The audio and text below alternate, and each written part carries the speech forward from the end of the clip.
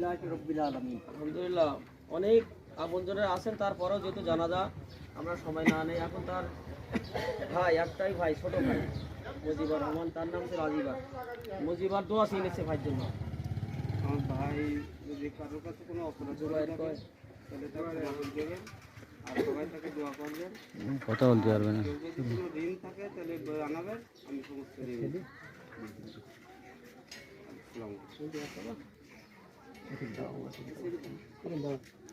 আলহামদুলিল্লাহ, আমরা এক্ষুনি জানাজা শুরু করব।